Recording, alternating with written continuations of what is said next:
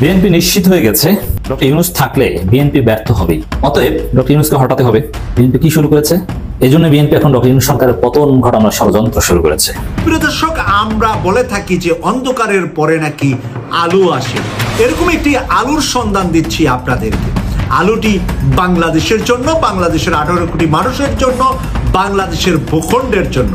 এবার অন্তর্বর্তী সরকারের আইন উপদেষ্টা আসিফ নজরুলের কার্যালয় ঘেরাওয়ের সিদ্ধান্ত নিয়েছেন সমন। বিতর্ক যেন পিছু ছাড়ছে না অন্তর্বর্তী সরকারের আইন উপদেষ্টা আসিফ নজরুলের। সরকার পতনের পর অন্তর্বর্তী সরকারের গুরুত্বপূর্ণ দায়িত্বে থাকা বিচার বিভাগ পুনর্গঠন এবং উপদেষ্টা নিয়োগ নিয়ে তার ভূমিকা ঘিরে শুরু হয়েছে নানান সমালোচনা। সরকার যেমন গঠন করেছি, নামাইতে বেশি সময় লাগবে না। কথা শুনবেন না, 1 মাস পরে সরকার পতন আন্দোলন শুরু করবো। এখন ডাক দেন, দেখেন সমন্বয়কদের পিছনে 1000 মানুষ পান কিনা। এই সমন্বয়ক রাজকে চেয়েছিল যে 72-এর সংবিধান ছুঁড়ে ফেলে দিতে, 72-এর সংবিধানের কবর রচনা করতে চেয়েছিল এই সমন্বয়করা। সেনাবাহিনীর প্রধান জেনারেল ওয়াকারুজ্জামান বলেছেন, সেনাবাহিনী হিসেবে নিজের মেয়াদকালে আমি রাজনীতিতে নাক গলাবো না। আমি সেনাবাহিনীকে রাজনৈতিক পরিমণ্ডলে হস্তক্ষেপ করতে দেব না, এটাই আমার স্পষ্ট অঙ্গীকার। বিএনপি বরাবরই বলে আসছে যে ছাত্রদের এই সংবিধান পরিবর্তনের পেছনে কেউ নয় কেউ তো একটা খেলা খেলছে, আর সন্দেহের তীর তাদের। আসিফ নজরুলের অতীত কেমন সেটা জানার আগে ভারতীয় গোয়েন্দা সংস্থা বাংলাদেশে কিভাবে তাদের অপতৎপরতা চালায় সেটা একটু বুঝে আসতে। ইউনূসকে সামনে রেখে ভারত প্রথম আলো আসিফ নজরুলদেরকে দিয়ে যেই তাদের পরিকল্পনা বাস্তবায়ন করছে, সেটার সবচাইতে বড় প্রমাণ হচ্ছে 2025-এর জানুয়ারিতেই আমেরিকার 47তম প্রেসিডেন্ট হিসেবে শপথ নেবেন ডোনাল্ড ট্রাম্প। আর তারপরেই বাংলাদেশের অন্তর্বর্তী সরকারের প্রধান মোহাম্মদ ইউনূসের বিপদের দিন শুরু। নতুন বছরে দেশের পরিস্থিতি নতুন মুড়ে যাচ্ছে। বাংলাদেশের জনগণ যা চাচ্ছিল তাই কিন্তু হচ্ছে। অনেকে এইটা বলেছিল যে তারা অনেক উপদেষ্টাদেরকে চায় না, তারা বর্তমান সরকার মানে অন্তর্বর্তীকালীন সরকার ডক্টর ইউনূসকেও চায় না, তারা চায় শেখ হাসিনা আসুক বা কোনো দল ক্ষমতায় বসুক। এখন তাদের কথাগুলো বাস্তবে রূপ নিচ্ছে। অনেকে কিন্তু স্বেচ্ছায় দেশ থেকে চলে যাচ্ছে। আমরা অনেক বক্তব্য দেখে এইসব বুঝতে পেরেছি। দর্শক শ্রোতা, এইসব বিষয়ে পর্যালোচনা করে আমরা অনেক তথ্য পাই এবং ভিডিও পাই, সেইগুলোই কিন্তু আপনাদের সামনে তুলে ধরবো। ভিডিওটা কিছুটা লং হবে, কিন্তু অনেক তথ্য জানতে পারবেন এই ভিডিওর মাধ্যমে। চলুন দর্শক, আমরা আর কথা না বাড়িয়ে গুরুত্বপূর্ণ ভিডিওর অংশগুলো দেখে আসি এবং ভিডিও শেষে আমাদের গুরুত্বপূর্ণ মন্তব্যগুলো করি। এই জায়গাগুলো দেখি। আসসালামু আলাইকুম ওয়া রাহমাতুল্লাহি ওয়া বারাকাতুহু। প্রিয় দর্শক, শারজিন আলমের একটি বক্তব্যে আজকে সোশ্যাল মিডিয়ায় চলছে তুর জোর আলোচনা এবং সমালোচনা, দুটাই আছে। আলোচনা পক্ষে আছে এবং বিপক্ষে আছে। শারজিন আলম গিয়েছিলেন আজকে বাংলাদেশ ইসলামী ছাত্র শিবিরের কেন্দ্রীয় সদস্য সম্মেলনে। কেন্দ্রীয় সদস্য সম্মেলনটি হয়েছে সোহরাওয়ার্দী উদ্যানে। সেই সদস্য সম্মেলনে গিয়ে সে নতুন তথ্য প্রকাশ করেছেন এবারের বৈষম্য বিরোধী আন্দোলনে হাসিনাকে ভারত পালানোর পিছনে সবচেয়ে বড় ভূমিকা রেখেছে ইসলামী ছাত্র শিবির। ছাত্র শিবিরের পরামর্শ পরিকল্পনা সবসময় তাদের পাশে ছিল। ছাত্র শিবির না থাকলে এবারের বিজয় অর্জন করা সম্ভব হতো না বলে তিনি বলেছেন। এই শারজিন আলমের আজকের এই বক্তব্য 5 মাস পরে, 5ই অগাস্ট, 5 মাস পরে আজকে 31 ডিসেম্বর, একেবারে ডিসেম্বরের শেষের দিনে এসে যে বক্তব্যটি দিয়েছেন, এই বক্তব্যের ভিতরে ছাত্র শিবির এবং জামাত শিবির কিন্তু কাল হবে সকল রাজনৈতিক দলের চোখে। কারণ জামাত শিবিরকে যারা পছন্দ করেন তারা শুধু জামাত শিবিরই করেন, অথবা অন্যান্য কিছু ডানপন্থী ইসলামপন্থী কিছু দল আছে, কিছু ইসলামিক স্কলার আছে যারা জামাত শিবিরকে পছন্দ করে। সাধারণ মানুষের ভিতরে অনেক মানুষ আছে জামাত শিবিরকে পছন্দ করে। এটা আমি বলছি যে এটা নয় যে সাধারণ মানুষ অপছন্দ করে, পছন্দ করে। কিন্তু রাজনীতির মাঠে যখন রাজনৈতিক মঞ্চে যা জামাত শিবির, তখন কিন্তু তার প্রতিপক্ষ, সবচেয়ে বড় প্রতিপক্ষ এই মুহূর্তে বাংলাদেশ জাতীয়তাবাদী দল বিএনপি। কারণ বিএনপি রাষ্ট্রীয় ক্ষমতা যাওয়ার জন্য তাদের ছাত্র সংগঠন ছাত্র দলকে সামনের সারিতে রাখার জন্য সর্বাত্মক চেষ্টা করছে। এরই মাঝে শারজিন আলমের এই ঘোষণা জামাত শিবিরের পক্ষে চলে যাওয়ার কারণে তরুণ সমাজের মাঝে, তরুণদের মাঝে কি বার্তা যাবে, কি সংবাদ যাবে? তরুণরাই তো বাংলাদেশের সবচেয়ে বেশি ভোটার। আজকের এই যুদ্ধ যেটা হয়েছে 24-এর শেষ লগ্নে এসে বলছি, জুলাই অগস্টের যে বিএনপি নিশ্চিত হয়ে গেছে ডক্টর ইউনূস থাকলে বিএনপি ব্যর্থ হবেই, অতএব ডক্টর ইউনূসকে হটাতে হবে। বিএনপি কি শুরু করেছে? 5 আগস্ট ঘটানোর হুমকি দিয়েছে। এর মানে কি 5 আগস্টটা কার বিরুদ্ধে ঘটাবে? ডেফিনেটলি 5 আগস্ট মানে হচ্ছে সরকারের বিরুদ্ধে। আন্দোলনের নামে কার বিরুদ্ধে? সরকারের বিরুদ্ধে। আন্দোলন, রাজপথে নামা, যুগপথ, লিয়াজু, এগুলো কার বিরুদ্ধে হয়? সরকারের বিরুদ্ধে। বিএনপি যেহেতু নিশ্চিত হয়ে গেছে যে ডক্টর ইউনূস থাকলে ব্যর্থ হবে, -2 মাইনাস হবে, এইসব কথাবার্তা বলছে, এই জন্য বিএনপি এখন ডক্টর ইউনূস সরকারের পতন ঘটানোর ষড়যন্ত্র শুরু করেছে। বিএনপি কিছু বক্তব্য স্পষ্ট। দেখেন, একটা বক্তব্য জনাব আবিদিন ফারুকের, মঈনুদ্দিন ফখরুদ্দিনের মতো জালে যেন আপনি না পড়েন। দেখেন, এখানে বাংলাদেশের কোনো রাজনৈতিক দল কেউ ডক্টর ইউনূস সরকারকে মঈনুদ্দিন ফখরুদ্দিনের সাথে তুলনা করছে না, অথবা মঈনুদ্দিন ফখরুদ্দিনের মতো জালে পড়ার কোনো সন্দেহ সংশয় করছে না। কিন্তু বিএনপি 1/11-এর ভয় ঘুমাতে পারছে না, আবার 1/11 বুঝে আসলো। অথচ 1/11টা কোথায় ভাই? এই বিএনপি কি বলেছিল? সেনাবাহিনীকে ম্যাজিস্ট্রেসি পাওয়ার দিলে এই হবে সেই হবে। কিছু হয়েছে? সেনাবাহিনী আলাদা কিছু করেছে? সেনাবাহিনী বিএনপিকে পিটিয়েছে, এমনকি বিএনপির চাঁদাবাজদেরকেও তো পিটায়নি। কিছুটা উপকার হয়েছে, কিছু অপরাধী ছিনতাইকারী এদেরকে ধরতে পেরেছে। এই দর্শক, এই মঈনুদ্দিন ফখরুদ্দিনের মতো জালে পড়া, এই সন্দেহটা বিএনপি কি করছে, কেন করছে, এই কথা কেন বলছে? আবার 5 আগস্টের মতো ঘটনার কথা বলছে। অনির্বাচিত সরকারকে বেশি দিন ক্ষমতা থাকতে দেওয়া যায় না, এই সরকারের ভিন্ন এজেন্ডা থাকতে পারে, এই সরকার কিংস পার্টি তৈরি করছে। বিএনপি এই সন্দেহগুলো কেন করছে? বিএনপি হীনমান্যতায় কেন ভুগছে? বিএনপি ভয় কেন পাচ্ছে? বিএনপি চাঁদাবাজি ছাড়তে পারছে না, নিজেদের মধ্যে রক্তারক্তি খুনাখুনি ছাড়তে পারছে না, হত্যার রাজনীতি ছাড়তে পারছে না, ককটেলের রাজনীতি। আওয়ামী লীগ আমলে আন্দোলনের নামে ককটেল ফুটিয়েছে বিএনপি, বাস পুড়িয়েছে, মানুষ পুড়িয়েছে। আন্দোলন করতে পারেনি, কিন্তু 2-1 জায়গায় ঠিকই ককটেল ফোটাতে পেরেছে। এটা তো ককটেল পার্টি। বিএনপি যে ককটেল বাস, এটা এখন প্রমাণিত হয়েছে যে এখনো তারা তাদের 2 গ্রুপের সংঘর্ষে ককটেল ফুটে। যেখানেই দেখবেন যে 2 গ্রুপের মারামারি, ককটেল ফুটে, মানে ককটেলের রাজনীতি বিএনপি করে। জামাত শিবির দেখেছেন যে কোথাও তারা ককটেল ফুটিয়েছে বা তাদের কাছে ককটেল পাওয়া গেছে 5 আগস্টের পর, কিন্তু বিএনপির ক্ষেত্রে ওপেন, ক্যাম্পাস গুলো অনিরাপদ। বিএনপির সমস্যা হলো এই জায়গায়। আর তারা ফখরুদ্দিন মঈনুদ্দিনের মতো জালে যেন না পড়ে ডক্টর ইউনূস সরকার 1/11 আসতে পারে, বা এটি 1/11 সরকার, পর্দার অন্তরালে কেউ চালাচ্ছে সরকার, এইসব সন্দেহ কেন করছেন? এই কারণ একটাই, যে বিএনপির অপকর্মের কারণে বিএনপি ধ্বংস হবে। এখন দায়িত্ব একটা চাপাতে হবে, দায় চাপাবে সরকারের উপর। অন্তর্বর্তী সরকারের প্রধান উপদেষ্টা ডক্টর ইউনূসকে উদ্দেশ্য করে বিএনপির চেয়ারপারসনের উপদেষ্টা জনাব আবিদিন ফারুক বলেছেন, সংস্কারের নামে নির্বাচন বিলম্বিত করে মঈনুদ্দিন ফখরুদ্দিনের মতো আর একটা জালে যেন আপনি না পড়েন। সংস্কারের নামে নির্বাচনকে বিলম্বিত করা, দেখেন সংস্কার নির্বাচনকে কিভাবে মুখোমুখি দাঁড় করিয়েছে। সংস্কারের নামের মানে এই সরকারের প্রতি সামান্যতম আস্থা নেই। আস্থা থাকলে এই সরকার সংস্কার করবে এইভাবে বলতো, কিন্তু এখন সংস্কারের নামে মানে আওয়ামী লীগের বিরুদ্ধে যেভাবে কথা বলতো ডক্টর ইউনূস সরকারের বিরুদ্ধে সেম ভাবে কথা বলা শুরু করেছে, বরং তার চাইতে বড় কথা বলেছে। আওয়ামী লীগের পতন ঘটাবো, 5 আগস্টের মতো গণঅভ্যুত্থান ঘটাবো, এভাবে সুনির্দিষ্টভাবে মির্জা ফখরুল কখনো বলেছেন বলে আমার জানা নেই। কিন্তু ডক্টর ইউনূস সরকারের বিরুদ্ধে কিন্তু ঠিকই বলেছে যে আবার 5 আগস্ট মাঠে নামতে হবে, 5 আগস্টের মতো। অন্তর্বর্তী সরকারের উপদেষ্টাকে উদ্দেশ্য করে জনাব আবিদিন ফারুক বলেন, আপনাদের দায়িত্ব অনেক, কারো কথা না শুনে দায় আপনাদের ঘাড়ে নেবেন না। ফেসিবাদ সরকারের দোসরদের যদি না সরান, শুধু আগুন নয় আরো ষড়যন্ত্র খেলতে পারে তারা। কিন্তু জনগণ তো সন্দেহ করছে বিএনপিকে, বিএনপি মধ্যে আমলাদেরকে। তাই এদের সরাতে হবে, নির্বাচনের রোডম্যাপ আপনাকে দিতে হবে, নির্বাচিত প্রতিনিধি সাথে সংস্কার সম্পূর্ণ হবে। মানে সরকারের প্রতি কোনো আস্থা নেই। আর সরকার যে রোডম্যাপ দিয়েছে ডক্টর ইউনূস সরকার, তাতেও আস্থা নেই। এটাকে রোডম্যাপ তারা বলছেন, অথচ রোডম্যাপই দিয়েছে। সাবেক সংসদ সদস্য বলেন, মঈনুদ্দিন ফখরুদ্দিন বিদেশে বসে শেখ হাসিনার সঙ্গে চুক্তি করে 2008 সালে নির্বাচনে শেখ হাসিনাকে ক্ষমতায় আনে। বিএনপিকে কয়টা আসন দেয়, আরো অনেক কথা রয়েছে, সব বলবো। ডক্টর ইউনূস সাহেব এই কথাগুলো সংসদে বলার জন্য অতি দ্রুত নির্বাচনের ব্যবস্থা করেন। দেখেন এই কথার অর্থ কি? বিএনপি সন্দেহ করছে যে একটা নির্বাচন হবে লেটে, সংস্কার পর সেই নির্বাচনের মাধ্যমে বিএনপিকে অল্প কিছু সিট দিয়ে জামাত কিংবা শিক্ষার্থীদেরকে ক্ষমতায় দিয়ে তারপরে ডক্টর ইউনূস সরকার সেফ এক্সিট নেবে। বিএনপি এই সন্দেহ করছে, এটা কতটা হীনমন্যতায় থাকলে এই সন্দেহ করতে পারে।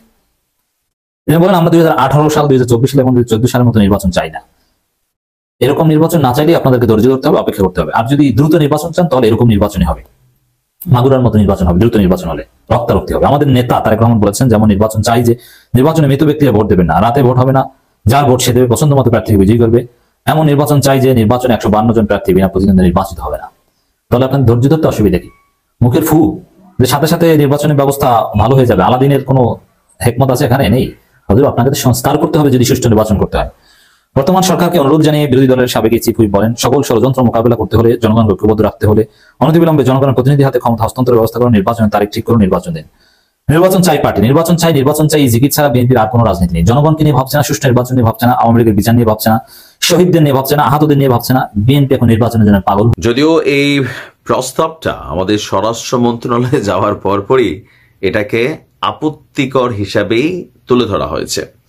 কারণ গেল 53 বছরে, আমরা শুধুমাত্র গেল 16 বা 17 বছরে তো এক্সট্রিম লেভেলে ছিল, বাট এর আগের যে 53 বছরে, এই 53 বছরে পুলিশের ভূমিকা নিয়ে জনমনে একটা ক্লিয়ার মেসেজ আছে, সরকার যার পুলিশ তার।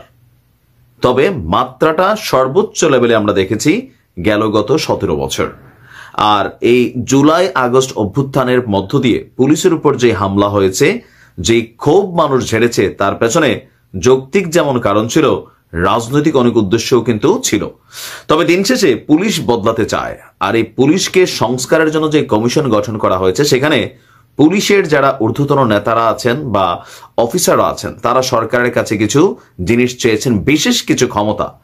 তবে স্বরাষ্ট্র মন্ত্রণালয় যেমন মনে করছে, বাংলাদেশের 99% জনগণ কিন্তু এটাই মনে করবে যে পুলিশকে যদি পাওয়ার দেওয়া হয়, তাহলে এইটার প্রয়োগ যদি পুলিশ শুরু করে, তাহলে আমজনতার অবস্থা ভাই ডাইলে খিচুড়ি হয়ে যাবে। এটা দেওয়ার মতন সময় বা উপযুক্ত পরিবেশ এখনো বাংলাদেশে তৈরি হয়নি। আমিও এটার বিপরীতে। কমিশন সূত্র বলছে, ম্যাজিস্ট্রেসি ক্ষমতা চায় পুলিশ। বিষয়টা বোঝা গেছে। পুলিশের বেশ কিছু প্রস্তাব যুক্ত করা হয়েছে খসড়া প্রতিবেদনে। এর একটি হচ্ছে নির্বাহী ম্যাজিস্ট্রেটের ক্ষমতা তারা চায়।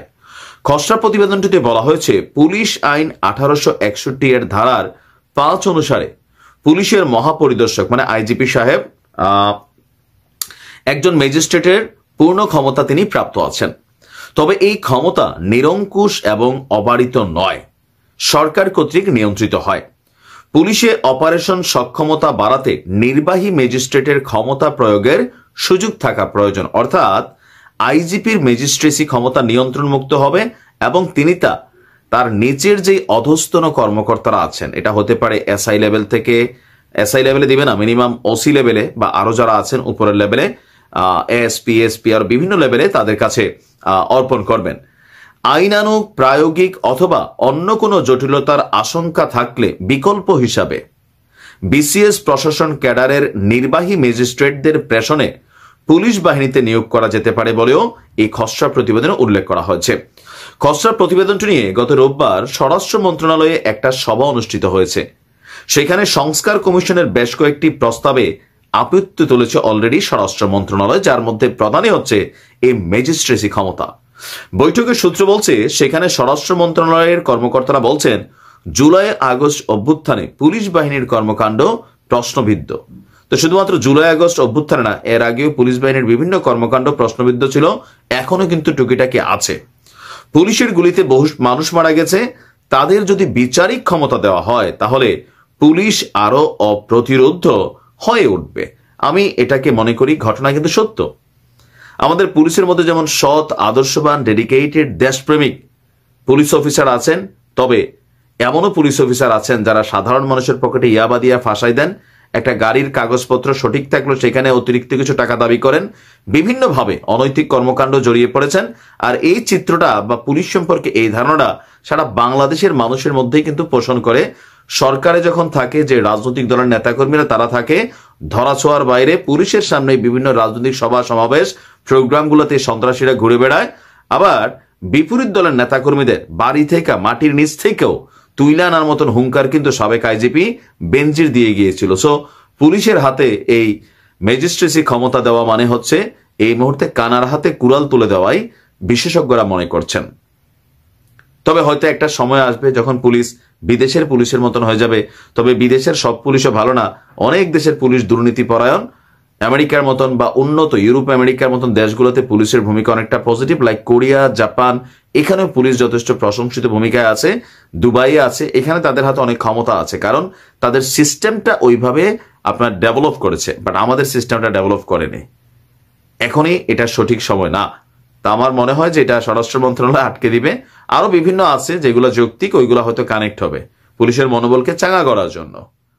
তো দেখা যাক কি হয়। সুশীলতার বিপরীতটা কি? আপনি সুশীলতা দেখাতে পারবেন না, কি দেখাতে পারবেন? মাস্তানি। এই সুশীলতা দেখাই না, মাস্তানিও আমরা দেখাবো না। সুশীলতার মাস্তানি মাঝখানে কি? 5ই আগস্টের পূর্বে যেটা বাংলাদেশের প্রশ্নে যেটা হওয়া উচিত আমরা সেটাই আমরা দেখাবো। বাংলাদেশের প্রশ্নে বাংলাদেশের প্রশ্নে যেটা হওয়া উচিত আমরা বলছি কি ফেসিবাদকে যারা এনাবেল করেছে, ফেসিবাদকে যারা হচ্ছে পুরো সময় ধরে ধরেন জনাব আব্দুল্লাহ, আপনি আমার অনেক প্রিয়, সবচেয়ে প্রিয়দের মধ্যেই একজন, কিন্তু ধরেন আপনার মনে হওয়া আর আমার মনে হওয়া আলাদা, তাহলে কোনটা স্ট্যান্ড করবে? বুঝি নাই ভাই। ধরেন আপনার মনে হওয়া আর আমার মনে হওয়া আলাদা, তাহলে কোনটা স্ট্যান্ড করবে? মনে হওয়া দিয়ে তো হবে না ভাই, ন্যায্যতা তো একটা বিষয় আছে। আচ্ছা মনে করেন ন্যায্যতার দিক দিয়ে কে এটা ন্যায্য ঘোষণা করবে, হাসান আব্দুল্লাহ নাকি ধরেন অন্য যে কেউ? আপনি তো এখন আমি কইলে এটা একটা কেন? ওকে তাই ওকে ভাই, তাহলে একটা ভোট হোক, তাহলে একটা ভোট এক্স্যাক্টলি, তাহলে এটা ভোট হলে লোকজন কি বলে সেটা বোঝা ছিল কি ছিল না। হ্যাঁ জি জি ওকে, হ্যাঁ ঠিক আছে। কি ভোট হবে? যে সময় টেলিভিশনে আমার যাওয়াটা, সময় টেলিভিশনে আমার যাওয়াটা এটা কি ন্যায্য না অন্যায্য? কিন্তু আপনি নিজেই তো বলছেন সময় টেলিভিশনে যাওয়া আপনার ঠিক হয় নাই, এখন আপনি ভোট চান আরেকটা। না না না, সময় টেলিভিশনে আপনি যে পরবর্তীতে কিছু স্ট্যান্ডার্ড দাঁড় করাইছেন যে হচ্ছে ভাই সময় টেলিভিশনে যে আমার নামে এই 5 জনকে বাদ দিয়ে দিল, 10 জনের একটা লিস্ট ধরাই দিয়ে আসছি, তারপর হচ্ছে ওই 5 জন, এই পুরো প্রক্রিয়াটা আমার ভুল ছিল, এই পুরো প্রক্রিয়াটা আমার ভুল ছিল। আমি সময় টেলিভিশনে যাওয়াটা ভুল ছিল না,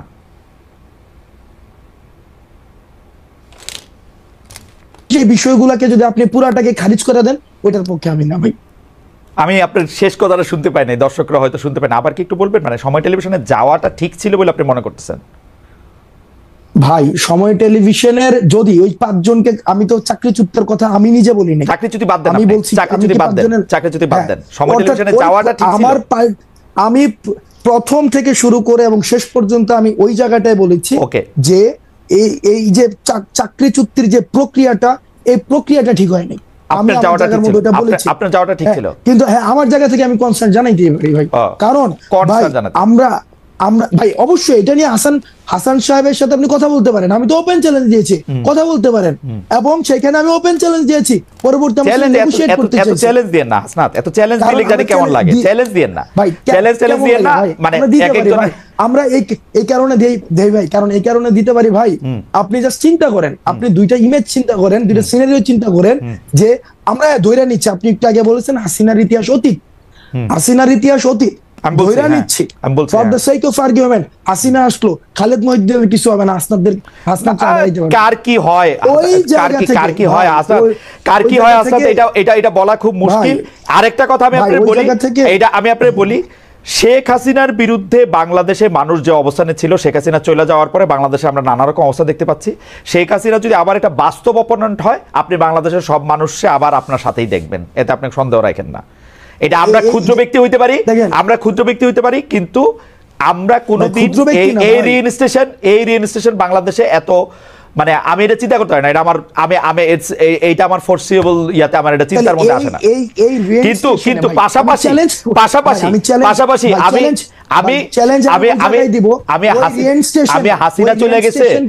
আমি হাসিনা চলে গেছে যারা ফেসিলিটেট করতে চাইবে, ওই রিইনস্টেশনকে যারা ফেসিলিটেট করতে চাইবে বা ফেসিলিটেট করার কোন ধরনের প্রয়াস চালাবে, সেই জায়গায় আমরা চ্যালেঞ্জ জানাবো, এবং এটা স্পষ্ট। কিন্তু হাসনাত, আমি হাসিনার মতো এরকম কাউরে চাই না যে সে একই সাথে নেতা, কাজী, প্রধান, ডাক্তার, এরকম সব দায়িত্ব নিজেকে ওই অ্যাসাইনমেন্ট দিবে শেখ হাসিনার মতো করে। আমি দিয়েছি, আমি ওটা দিয়েছি, ওটা আমি করেছি, কারণ আমি এটা ভালো মনে করেছি, এটা না হোক এটাও চাইবো আর কি। হাসনাত, আমার কিছু বলার নাই, আপনার যদি কিছু বলার থাকে, মানে আমি আর এই ছোট ছোট হাসিনা চাই না, আমি I have enough of Hasina in my life ভাই। আমরাও ছোট ছোট হাসিনা চাই না ভাই, হইও না আর কি, হইও না। লাস্ট সেন্টেন্স আমি অনেকক্ষণ ধরে কথা বলেছি, লাস্ট সেন্টেন্স সেটা হচ্ছে যে ভাই আমরাও চাই না সবকিছুকে সেন্ট্রালাইজড হয়ে যাক, আমরা চাই প্রতিষ্ঠানগুলো ফাংশন করুক, হাসনাতকে যেন আর সময় টেলিভিশনে না যাইতে হয়, আমরা ওইটা চাই। হাসনাত যেন হচ্ছে কোনো একটা ঝামেলা হইলে সেখানে হচ্ছে হাসনাতকে কেন যাইতে হবে ভাই, কারণ ওইখানে ওই যে প্রতিষ্ঠানটা ফাংশন করতেছে না, কারণ প্রতিষ্ঠানগুলো কেমন ভাবে করে দিয়ে গেছে যেখানে কোনো প্রতিষ্ঠানই ফাংশন করতেছে না। আমরা খুব করে চাই যে প্রতিষ্ঠানগুলো এনাবল হোক, একটা স্টেট একটা বিল্ডিং হোক, একটা ন্যাশন একটা বিল্ডিং হোক ভাই, যেন আর কোনো খালেদ মহিউদ্দিনের দেশ ছেড়ে চলে না যেতে হয়, আর খালেদ মহিউদ্দিন যেন দেশে বসেই ক্ষমতাকে প্রশ্ন করতে পারে, খালেদ মহিউদ্দিন যেন এই চিন্তা না করে। আপনার প্রশ্ন করতে আমি দেশে আসবো শিগগিরই, আপনার প্রশ্ন করতে, ডক্টর ইউনূসের প্রশ্ন করতে, যে আমার প্রশ্নের উত্তর দিবেন তারে প্রশ্ন করতে আমি দেশে খুব শিগগিরই আসবো। হাওয়েভার তারা কিছু এই বন্ধু আমরা আপনি ইংরেজি সাহিত্যের ছাত্র, আপনি কিন্তু বারবার মানে ইংরেজি সাহিত্যের কথা বলতে হয়। আপনি কি কখনো দেখছেন যে কেউ কোনো বন্ধুত্বের বিনিময়ে কিছু আশা না করে? যারা আপনার সাথে এই বন্ধুত্বটা এখন করতেছে তারা আপনার থেকে কিছু আশা করতেছে না? না ভাই, বন্ধুত্ব না তো। আপনার ওই যে হাসিনার বিরুদ্ধে যারা আন্দোলনে আসছিল, মানুষ তো টাকা নিয়ে আসতে আসছিল। এই টাকা কোন দিনের জন্য? এই টাকা হচ্ছে মানুষের জন্য। যদি দেশে পোলাপাইন না থাকে আমি এই টাকা দিয়ে কি করবো? এই ভিডিও গুলো তো আছে, ওই মানুষগুলো এখনো আছে, যারা চায় না কোনোভাবে আর বাংলাদেশটা কোলাপস করুক, বাংলাদেশের মানুষ আশাহত হোক। এই ধরনের প্রচুর মানুষ আছে ভাই, প্রচুর মানুষ আছে। টাকা আপনারা যারা এই কাজটা, আচ্ছা ঠিক আছে আমি এটা বুঝতে পারছি। সুতরাং টাকা আপনারা কোনো ওই যে পলিটিক্যাল পার্টিগুলি যেমন করে চাঁদা নেয়, একটা রসিদ দেয় বা দেয় না, তারপর টাকা নিয়ে এরকম থাকে, তা আপনারাও যখন এই ব্যয়টা এগুলির জন্য টাকা নিতেছেন, এগুলি কোনো রসিদ টসিদ থাকতেছে না, এটা জাস্ট মুখে মুখে কথায় এই 50,000 টাকা দিল, এই রাস্তা দ্বারা 20,000 টাকা দিল, ব্যাপারটা কি এরকম? আচ্ছা, একটা প্রোগ্রাম আমরা কেমনে আয়োজন করি? হ্যাঁ বলো। তবে নতুন বছরের শুরুটা খুব বেশি ভালো যাবে না আমাদের অন্তর্বর্তী সরকারের জন্য। গতকালকে যে মার্চ ফর ইউনিটি যে প্রোগ্রামটা হয়ে গেল বা গেল 5 মাস যাবত এই সরকারের বিভিন্ন পারফরমেন্সে সাধারণ মানুষ যেমন অনেকটা বিরক্ত, এর পাশাপাশি বৈষম্য বিরোধী ছাত্র আন্দোলন বা জাতীয় নাগরিক কমিটি যারা আছেন তারাও কিন্তু বিরক্ত। আর যার কারণেই 31শে December proclamation of July revolution বা যেটাই হোক সেটার ব্যাপারে তারা একটা ঘোষণাপত্র চেয়েছিল সরকারের কাছে। এখন সেখান থেকে গতকালকে বেশ কিছু বক্তব্য এসেছে সরকারকে কেন্দ্র করে বা উদ্দেশ্য করে। এখন সরকার খুবই মানে কি বলা হয় যে ধরেন আমরা লোকাল ল্যাঙ্গুয়েজে যেটাকে বলা হয় মাইন্ডকার চিপা, কিছুটা ওই রকম পরিস্থিতি তৈরি হতে যাচ্ছে। আর যে পরিস্থিতি তৈরি হতে যাচ্ছে সেই পরিস্থিতিতে 2025 সালটা খুব বেশি সুখকর যাবে না বাংলাদেশের রাজনীতির মাঠে, বিশেষ করে বিএনপির জন্য। এবং কি এর পাশাপাশি যেই বৈষম্য বিরোধী ছাত্র আন্দোলনের নেতারা আছেন তাদের জন্য একটা হার্ড টাইম পার করতে হবে। আর ডক্টর মোহাম্মদ ইউনূসের সরকারকে অনেক কিছুই কাঠখড় পোড়াতে হবে। এই অন্তর্বর্তী সরকারের মধ্যে অভ্যুত্থানের চেতনা বা অভ্যুত্থানের ফিলিংসটা ধারণ করা উপদেষ্টাদের সংখ্যা 20%। এখন বিএনপি বলছে যত দ্রুত সম্ভব নির্বাচন দিতে হবে। আর কালকে এই 31শে ডিসেম্বরের প্রোগ্রাম থেকে যেই আন্দোলনের বার্তা, কঠোর বার্তা সরকারকে দেওয়া হয়েছে, তো ডক্টর ইউনূস আসলে কি করবেন? তিনি কি নির্বাচনটা দিবেন নাকি দিবেন না? আর তিনি নির্বাচনের জন্য যেই সময়টা ঘোষণা করলেন সেই ঘোষণাকৃত সময়ের মধ্যেও কি তিনি নির্বাচন দিতে পারবেন?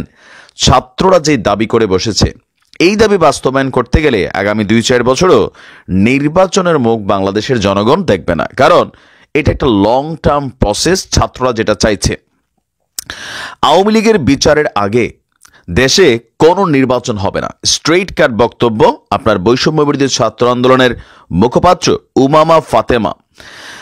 গতকালকে মার্চ ফর ইউনিটি প্রোগ্রাম থেকে তিনি সরকারকে উদ্দেশ্য করে বলেছেন আওয়ামী লীগের বিচারের আগে বাংলাদেশে কোনো নির্বাচন নয়। জুলাই আগস্টে যারা শহীদ এবং আহত হয়েছেন তাদের প্রতি ন্যায় বিচার হয়নি। এই মানুষগুলো যথাযথ চিকিৎসা এবং পুনর্বাসনের ব্যবস্থাও তারা পায়নি। এমনকি সরকার সম্পূর্ণ দায় নিয়ে এই পরিবারগুলোর নিরাপত্তা দিতে হবে।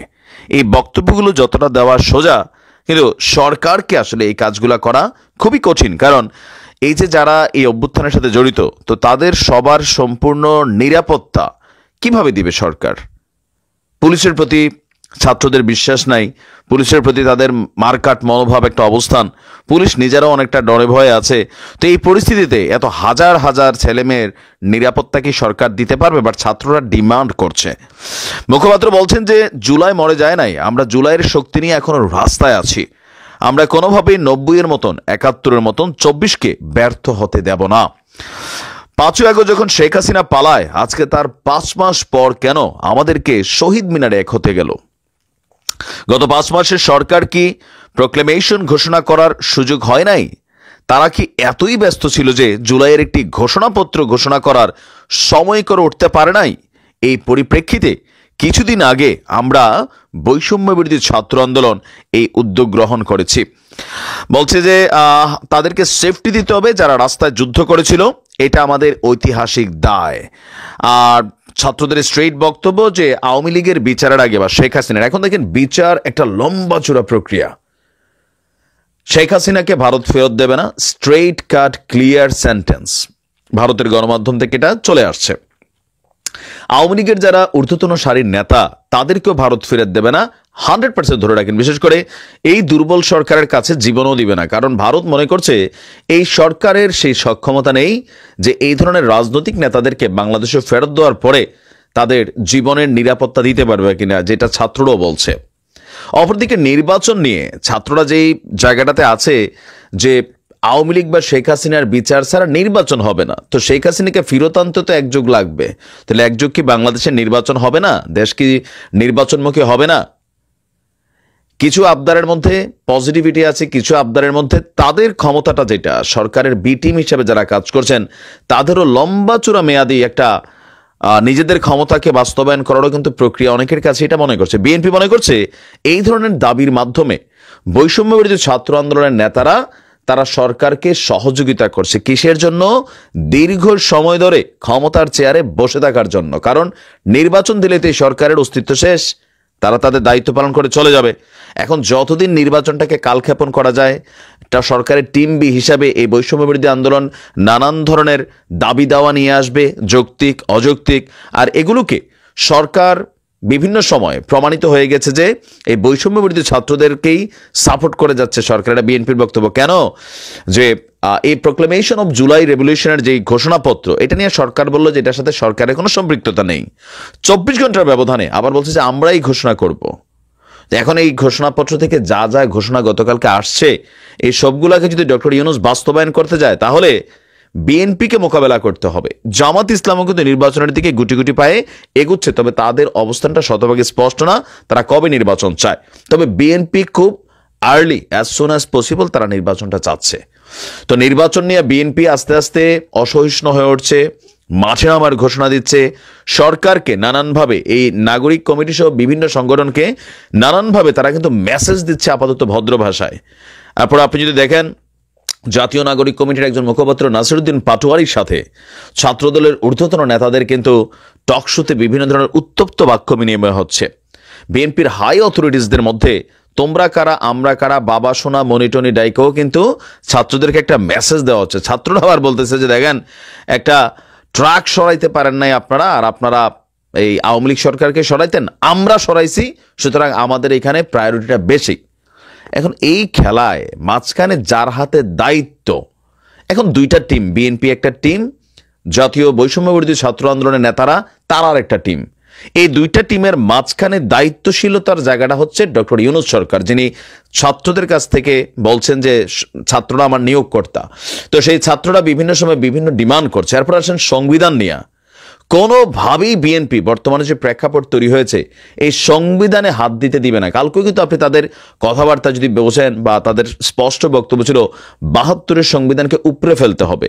বিএনপির কোনো নেতা এই সংবিধান পরিবর্তনের পক্ষে না। ইভেন আপনার ভিপি নূর থেকে শুরু করে আরো যে দলগুলো আছে তারাও পক্ষে না। এরপর এইরকম একটা নির্লজ্জ রাষ্ট্র ব্যবস্থা সে 53 বছরে আমাদেরকে দিয়েছে, এবং কোন রাজনৈতিক দলের নেতারা লজ্জিত না। এই কারণে দেখবেন সে মরতে সিঙ্গাপুরে যাবে, কিন্তু বাংলাদেশে ঢাকা মেডিকেলে ভর্তি হবে না। সে মরতে থাইল্যান্ডে যাবে, ব্যাংককে যাবে, ভারতে যাবে, সে মরবার জন্য মাউন্ট এলিজাবেথে যাবে, লাশ হওয়ার জন্য বিমান ভাড়া করে প্রাইভেট হেলিকপ্টারে যাবে, তারপর বাংলাদেশের স্বাস্থ্য কানাবে না। আমি লম্বা সময় ইংল্যান্ডে থেকেছি, আমি তো কোনোদিন শুনে নাই যে রানী ট্রিটমেন্ট করতে আমেরিকা যাচ্ছেন, রাজার ছেলেও জ্বর হয়েছে তো ট্রিটমেন্ট করতে জার্মানিতে যাচ্ছেন, এরকম শুনি নাই কখনো। এতে যখন মাহাথির মোহাম্মদ দায়িত্বে ছিলেন, ওনার একটা খুব মেজর অপারেশনের প্রয়োজন ছিল, আমি তো ডাক্তারি নামটা ভুলে গেছি, তো ওই অপারেশনটা তখন ডাক্তাররা গাইজ আপনারা তো দেখলেন এখানে কি কথা হচ্ছে। অনেকেই কিন্তু অনেক কথা বলতেছে, সবার মন্তব্যগুলো এখানে প্রকাশ করতেছে। দেশের যে এই পরিস্থিতি নিয়ে উপদেষ্টা বলেন, সমন্বয়ক বলেন, সমন্বয়করা কিন্তু অনেক টকশুর মধ্যে অনেক কথা বলে, আবার অনেকে আলোচনা করতেছে, সমালোচনা করতেছে। দর্শক শ্রোতা, এতক্ষণ আপনাদেরকে যা কিছু দেখিয়েছি সব কিছু কিন্তু আমরা সোশ্যাল মিডিয়া থেকে সংগ্রহ করেছি, এইখানে আমাদের নিজস্ব কোনো মন্তব্য নেই। এইসব দেখে আপনাদের কি মনে হচ্ছে এবং আপনাদের মন্তব্য কি? এই যে এইখানে যে সাধারণ মানুষরা এত সবের কথা বলতেছে, আবার অনেকে বর্তমান দেশের ডক্টর ইউনূসকে নিয়ে অনেকে কথা বলে, উপদেষ্টাদেরকে নিয়ে কথা বলে, কেউ এদের পক্ষে কথা বলে, আবার কেউ এদের বিপক্ষে কথা বলে, আবার কেউ কিন্তু আমাদের দেশের মধ্যে থেকেও তারা শেখ হাসিনাকে চায়, আওয়ামী লীগকে ক্ষমতায় চায়। এইসব খাড়া করে এইটা তো আপনারা বুঝেনি যে এইসব মানে আওয়ামী লীগকে কে চায় বা আওয়ামী লীগকে কে সাপোর্ট করতে পারে, এবং আওয়ামী লীগের জন্য কে মানে দেশের মধ্যে দিয়ে এই অস্থিতিশীল কার্যকলাপগুলো হচ্ছে এইসব সহযোগিতা করতে পারে। গাইজ, আপনারা জানেন দেশের যে বর্তমান একটা পরিস্থিতি, মানে যে কোনো কিছু হলেই কিন্তু একটা আন্দোলন হয়, রাজপথে সাধারণ মানুষরা নামে অনেক ঝামেলা হয়, এবং সেই ঝামেলা থেকেই কিন্তু অনেক নিউজ বের হয়। সেইগুলোই কিন্তু আমরা এক এক করে আপনাদের সামনে তুলে ধরি। দর্শক শ্রোতা, আপনাদের কাছে আমার একটা রিকোয়েস্ট থাকবে, আপনারা কিন্তু আমার চ্যানেলটি সাবস্ক্রাইব করবেন এবং পাশে থাকা বেল আইকনটি অবশ্যই বাজিয়ে যাবেন, যাতে করে নেক্সট ভিডিওটা সবার আগে আপনাদের কাছে পৌঁছায়। ধন্যবাদ।